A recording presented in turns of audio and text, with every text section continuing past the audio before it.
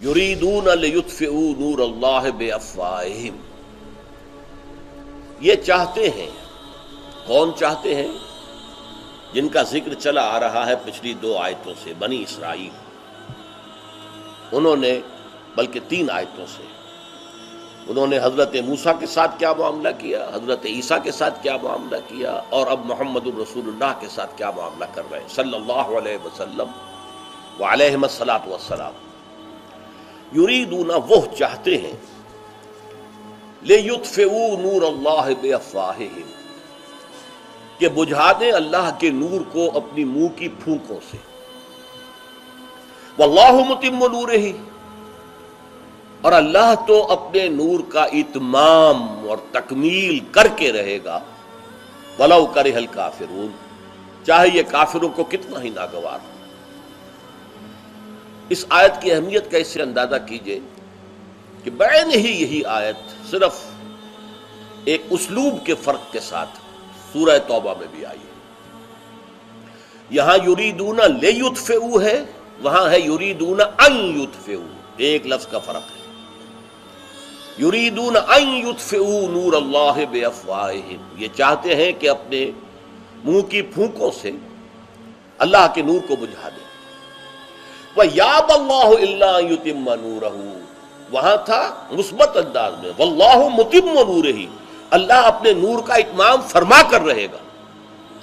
یہاں منفی انداز میں ہے، اللہ کو ہرگز منظور نہیں مگر یہ کہ اپنے نور کا اتمام فرمائے، بات تو ایک ہی ہے۔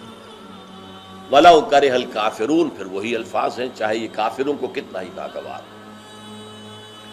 اس میں در حقیقت وہ بغض، وہ عناد، وہ دشمنی، وہ عداوت، وہ مخالفت جو یہودیوں کے رگ و پے میں ریشے ریشے میں سرایت کیے ہوئے ہیں، نبی اکرم صلی اللہ علیہ وسلم کی دشمنی، عناد، عداوت، اور امت مسلمہ کی دشمنی، عناد اور بغاوت۔ اس معنی میں میں نے بہت سی تقاریر زمانے میں کی ہیں کہ جو انویزیبل ورلڈ ہے، غیر مرئی دنیا، اس میں جو رول ابلیس اور اس کی ذریت معنوی کا ہے، ابلیس نے ادھار کھایا تھا اسی پر کہ میں آدم کی اولاد کو گمراہ کر کے رہوں، اور یہ قرآن مجید میں 7 جگہ پر آیا مضمون، قصہ آدم و ابلیس۔ اسی طریقے سے یہود، وہاں بھی وجہ کیا تھی؟ اس کی انانیت کو دھکا لگا تھا، اس سے پہلے اس کا بہت اونچا مقام تھا، اپنی عبادت اور علم کی بنیاد پر وہ فرشتوں میں شامل تھا، حالانکہ جن تھا، اور فرشتوں کا بھی کہتے ہیں معلم الملکوت، فرشتوں کا بھی معلم تھا، استاد تھا، لیکن خلافت عرضی اللہ تعالیٰ نے آدم کو عطا کر دی۔ وہ ٹھیس لگی اس کے، وہ جو آبگینہ تھا اپنی عزت نفس کا، اپنی انانیت کا، چنانچہ یہی بات اس نے کہی کہ انا خیر منہ، میں اسے سجدہ کیسے کروں، میں تو اس سے بہتر ہوں۔ خلقتنی من نار وخلقتہ من طین، اے اللہ تو نے اس کو تو بنایا ہے مٹی سے، کیچڑ سے، سنے ہوئے کیچڑ سے، اور مجھے بنایا آگ سے، کیسی لطیف شے ہوتی ہے، تو میں بہتر ہوں، انا خیر منہ، میں اس کے سامنے سجدہ نہیں کر سکتا، بس راندہ درگاہ ہو گیا۔ یہی مسئلہ یہود کا ہوا۔ 2000 سال سے ایک پوزیشن ایک قوم کو ملی ہوئی تھی، اللہ کی نمائندہ قوم، اللہ کی شریعت کی حامل، توحید کی علم بردار، اس میں کوئی شک نہیں۔ توحید کو یہودیوں نے برقرار رکھا ہے۔ قرآن مجید میں صرف یہ ذکر جو آتا ہے کہ حضرت عزیر کو انہوں نے اللہ کا بیٹا کہا، یہ کچھ ایک زمانے میں کچھ غلو کی بنیاد پر بعض لوگوں نے کہا، لیکن یہ کہ یہ ان کے مسلمہ عقائد میں مستقل طور پر بات شامل نہیں ہوئی، جیسے کہ عیسائیوں میں شامل ہوئی ہے کہ حضرت عیسیٰ کو انہوں نے خدا کا بیٹا قرار دیا، وہ معاملہ نہیں، توحید کو انہوں نے برقرار رکھا۔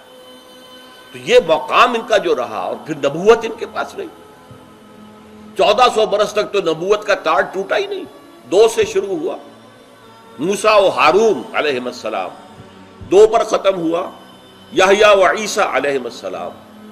ان دونوں کے درمیان جیسے عورتیں رسی باندھ کر کپڑے جو ہے لٹکایا کرتی ہیں، تو یوں سمجھیے 2 ادھر 2 ادھر، اور درمیان میں جو ہے یہ رسی ٹوٹی ہی نہیں، ہر وقت ایک نبی موجود۔ بخاری کی روایت میں حضور کے الفاظ ہے کلما ہلک نبی خلفہ نبی، جیسے ہی کسی نبی کا انتقال ہوتا تھا دوسرا نبی اس کی جگہ لے لیتا تھا. اتنی بڑی قوم، لیکن اللہ کی مشیت، اللہ کا فیصلہ. اللہ نے اپنی آخری رسالت، آخری نبوت، رسالت کاملہ، نبوت تامہ، ختم المرسلینی، یہ اس کا تاج جو ہے وہ رکھ دیا محمد الرسول اللہ صلی اللہ علیہ وسلم کے سر مبارک پر، جو کہ یہودی نہیں تھے، اسرائیلی نہیں تھے، اسماعیلی تھے، حضرت اسماعیل کی اولاد سے تھے، امیین میں سے تھے، جن کو یہ حقارت کے ساتھ کہتے تھے امیین، ان میں. لہذا وہی ان کی انانیت جو ہے اس نے بغاوت کی. حسد اور انانیت کی وجہ سے بدترین دشمن.